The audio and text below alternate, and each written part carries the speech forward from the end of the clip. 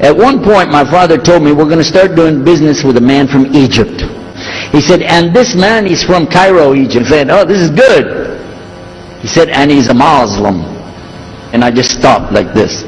I said, what? A Muslim? No way. No way do I want anything to do with that. I told my dad, no way, I'm not going to do it. And he insisted. He said, I want you to meet this man. He's very nice. He said, I want you just to meet him. I said, all right. I'll do it for you, but I'm going to do it my way. I'm going to go to church. And it's going to be on Sunday. When I come out of the church, I'm going to have my Bible under my arm. I'm going to have the salib. I used to carry a big cross. I'm going to have my cross with me. And I'm going to have my hat that says, Jesus is Lord. And I'm going to have my wife, born again Christian, with me. And we are going to get this demon, devil, infidel, Muslim, and we're going to show him Jesus. And this is a true story, by the way. We went to church. Strangely enough, the preacher was preaching out of the Old Testament about salvation coming at the time of David, which really puzzled me, because according to Christianity, it's coming through Jesus. And it really, that opened the door for me, but that comes up later in the story. Now, when I get there to my father's store, I'm looking around, you know. I'm looking for somebody wearing, you know, a long white robe and some kind of black, you know, thing over that, with a long beard, and I guess I was looking for me, what I said, where is he? I'm ready. My father said, he's over here. I said, where? I said, here. This is a normal guy. He didn't have a beard. He didn't have any hair at all. How do you do? I told him my name. He introduced himself. His name is Muhammad. I said, how do you do? After the niceties of hello, how are you, how's everything, I said, do you believe in God? He said, yes. Oh yeah? Sure. He said, yeah. Abraham? Yeah. What about David and Suleiman? He said, yeah. So when I meet this man, I'm impressed that he's believing these things, but I thought maybe he's just saying it. So I even asked him, what about Jesus? Because I thought maybe they're kind of, first I thought Muslims were like Hindus. That was first. And then when he said he believed in some of the things of the Bible, I said, okay, maybe they're like Jews. So that's when I said, yes, but what about Jesus? Do you believe in Jesus? And he said, yes. I said, okay, wait a minute. This is going to be easy. I can convert this guy. And in fact, I took him immediately out to have tea together. We sit together, drink tea, talk a little while. And I started trying to preach to him right away. And he sat there. Okay. He's a graduate of Allah's heart. And he's like this. During Ramadan, some of his friends that he was staying with, they had to move their apartment around or something. And he was going to go stay in the masjid for itikaf in Ramadan. It's normal. We didn't understand. I thought he has nowhere to go. And I told my dad, this man has nowhere to go. And my dad said, no, he's got money. I said, no, he doesn't. Dad, I'm telling you, he has no place to go. I heard him say he's going to go live in the mosque. So I said, let me offer that he can stay at our place. And my dad said, no, you don't do that. That's not right. I said, no, I'm going to offer it to him. I went to him and I said, how would you like to come stay at our place? He said, no, I want to go and stay there. I want to stay in the mosque, and it's something good. I said, oh man, look at this poor man. Please come and stay in our house. And he said, no, I can't. I need to go stay over there. So I told him, listen, no. I want you to come and you can pay. You can pay money and stay with us. He said, how much? I said, $15 a week. Which in America is like nothing. And then he kind of hesitated. I said, and we'll pay for all the food. He said, okay, all right. So he came and stayed in our house. And I said, well, now that's good. I'll travel with him and go with him in places, and he'll see and he'll learn about Christianity. Over a period of time, I came to learn a lot of things. In fact, I tried to debate with him about many things, but he was so wise and well educated that he could see what I was doing and he would take it easy and let me win every debate. But if he wanted me to lose, I was going to lose. This was how well he could handle it. Now look, I have 2 visitors in my house. One is a Catholic priest, the other is a Muslim. And I'm thinking I can get the Catholic priest and convert him to be a Protestant. At the same time, I'm going to catch the Muslim and bring him over to Christianity.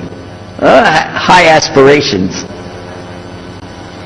But it didn't work. Some strange things began to happen. We would sit around the table at night to discuss what is the Bible and what's the salvation. My father has a Bible, it's called King James Version. But I work out of a different one that I've had since 1953. It's called the Revised Standard Version. So I began to preach out of mine, which doesn't match. And my father said, no, it's this way. I said, no, it's this way. Now my wife comes up with her Bible from Jimmy Swaggart. It's called the Good News for Modern Man. The Catholic priest, he's got another Bible. And I never even knew about this subject until then. And he's saying this, and I'm saying that. My father's saying something else. My wife's on something else. And all the time, Muhammad the Muslim is sitting over there like this. So we asked him. I guess it was me asking him. I said, well, how many versions of your book, your Quran, do you have? He said, the Quran has no versions. There's only one. It's original. It's in the Arabic language. ذَلِكَ الْكِتَابُ لَا رَيْبَ فِيهِ. This is the book that has no doubt. Hudal al-Muttaqin. It's guidance for those who have taqwa for Allah. So when he's telling us that the Quran is one, I'm going, huh? And it's in the original language. We still have it. You know what I was thinking? He's lying. I was sure he was lying because he could see the problem we were having, and he just sat back and made that up. But I don't know Arabic at that stage, so I don't know what to say. You know, maybe, I don't know. And he left it at that. He didn't try to preach. But it put a big doubt in my mind now about, we got all these books, he's got one, and la rayba fi, no doubt in it. So another time we had another discussion that came up. Now this time I went to the other preacher who had the cross. And I was asking him, I want to be able to explain the Trinity. He said, you know the Trinity. I said, yeah, I know. But I want to know the way to explain it so a human being can just understand it. He said, okay. It's like an apple. Just take an apple. The apple has a shell around the outside, the skin. Inside is the meat. Inside of that is the seeds. Okay? 3 things, 1 apple. That's the way. I start going back. I'm going to tell this Muslim about the Trinity. But on the way, I remember his arguing with me, his way of debating with me. I said, no, he's going to tear me apart. As soon as I say seeds, he's going to say there's more than one. So it could be 7 or 8 or 9 or 10 gods all rolled into one. No. It's got to be special. It doesn't work like that. Let me go back and try again. So I went back to him. I said, what if he says there's more than one seed in there? He said, okay. He said, okay. Forget the apple. I said, okay. It's like the babe, the egg. Use the egg. The egg has a shell. Inside of the egg is the white. Inside of the white is the yellow. 3, 1 egg. That's it. That's good to go. Now I start going home again, and it hit me. Wait a minute. The egg could have a double yolk. God becomes 4, just like that. I'm not going to ask him again. So at the market one day, I saw a man, and I was talking to him because I was listening to some things that Muhammad had told us about the belief in Islam, Allah is one. And so I was telling this guy, you know, I got some doubts about the Trinity. He said, you a preacher, you have doubts? I said, yeah, it doesn't make any sense. It doesn't make any sense. How could 3 be 1? He said, okay, look. You see me? I'm one man. I said, yeah. See my wife? Yeah. It's one person. Yeah. See my son? Yeah. 3. 1. One family. It's the family of God. Use that. I said, there you go. The family of God. Well, you don't get very far on that one, and you realize right away they could have another kid just like that. But worse, they could get a divorce. You want a God that can get a divorce? Huh? So we ask Muhammad, we say, okay, what do you say about God? What do you think he said? أعوذ بالله من الشيطان الرجيم بسم الله الرحمن الرحيم قل هو الله أحد الله الصمد لم يلد ولم يولد ولم يكن له كفوا أحد. Boy, that's exactly what I already think, but I can't admit that. But I could see for sure God is only one, and that, so I totally forget the Trinity thing. My dad never did believe it anyway, so he had no problem with it. The priest asks the Muslim, can I go to your church with you? The mosque. He said, sure, come on. Well, he went, and they came back. So he took the priest aside, come here, come here. What do they do? What do they do in there? Tell us, what did he do? He said, no, they just stand there like this, and they pray, and they leave. I said, what? They pray and leave? I said, yeah. Okay, what kind of music do they have? He said they didn't have any music. No music? How in the world are you going to worship God without music, man? So I asked him, Muhammad, you guys don't have any music? He said, no. So then the priest asked again another time. He wanted to go back to the masjid again. He went, this is middle of July, 1991. He went to the masjid. So they didn't come back. All night we're waiting. What happened? Very late they came back. And when he came in, I looked. There's Muhammad. I recognize him. Who's the guy with him though? He's wearing a white jalabiyah, white dress like this. Has a white pillbox cap on his head. And I looked at him and I said, Pete. His name was Father Peter Jacobs, but we're not, Catholic, so I don't have to call him Father. I said, Pete, did you become a Muslim? He said, اشهر ولا اله الا الله اشهر محمد رسول الله. I said, oh my God, this is too amazing. Now here I'm preaching to the people and I'm trying to change what I'm saying, and here's a priest just became a Muslim. My father's saying it's a good deal, it sounds all right to him. I don't know what to do. So I decided I'll talk, make mashura. I talked to my wife. We have an apartment upstairs. We were in our apartment up there, and I'm telling her, a priest became a Muslim today. What is that? And can you imagine what they were saying about the Quran and saying about this and so and so? All of a sudden she said, I want to get a divorce. Whoa. It's not the subject, but what happened? She said, no, all this talking about religion and talking about Islam, and so I can see. I said, oh, no. No problem here. No problem. I said, you thought no, I was just observing somebody else. No, I'm not interested. Trust me. I don't want to be with those Muslims. Last thing I want to do is be with a Muslim. No way. Just put your mind at ease. She said, I need a divorce. I said, where are we going with this again? What's the problem? What happened? She said, a Muslim can't be married to a Christian. I said, what? No, wait a minute, hold on. I don't, look at me. I'm telling you, I swear, I don't want to be a Muslim. Okay? And even if I did, don't you remember what he said? A Muslim man could be married to a Christian woman, it's not a problem. But I'm not saying I want to, I'm just saying it's not a problem. She said, that is the problem.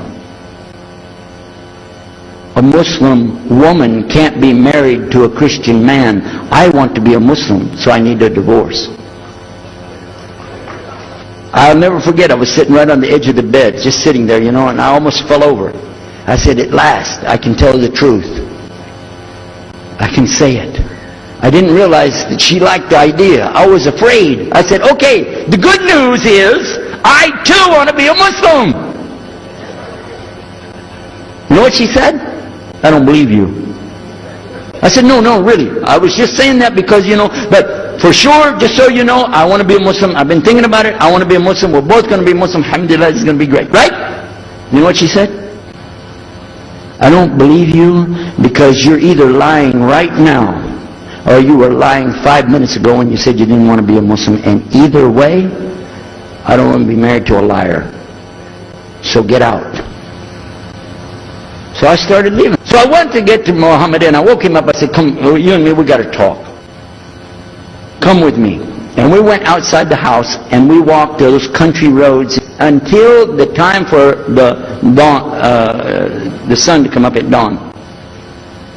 And all that time I talked to him about What's it like to be a Muslim? How do you have to believe? What do you have to do? Let me hear all of it now. And no more playing a game. I'm not debating. I just want to know. Just tell me. Just tell me what's Islam. I need to know what I need to do. And he told me everything, and I realized this is it. I got to make a decision. This is a big deal, though. And he told me, okay, this is up to you. You have to go make a choice for yourself. I can't help you. I said, oh my God. So when he was praying Fajr, I decided, I've been watching this man praying this direction with his head on the ground. It's so beautiful to see a man humble himself, put his head on the ground to the Rabbil Alameen. Let me try that. So I sneaked off somewhere where nobody could see me, illallah. And then I found a place, a board there, you know, and I bowed down on the ground and I put my head down on the ground on that board there. And by the way, I'm pretty good at speaking, especially in prayers. I used to make so long a prayer, they wouldn't let me say the prayer at Thanksgiving because the food would be cold. Okay? So, but I put my head on the ground and only these words came, no more words, just this. Oh God, guide me. That's it. And I was thinking, well, I got to say more than that. Nothing. Oh God, if you're there, guide me. That's it.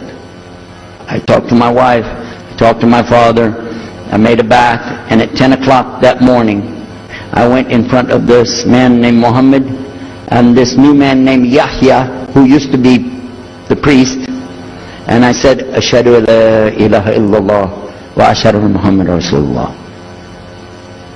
Immediately after that, my wife did her shahada. Ashhadu la ilaha illallah, ashhadu Muhammad Rasulullah. A few months later, my father did his shahada. Ashhadu la ilaha illallah, ashhadu Muhammad Rasulullah.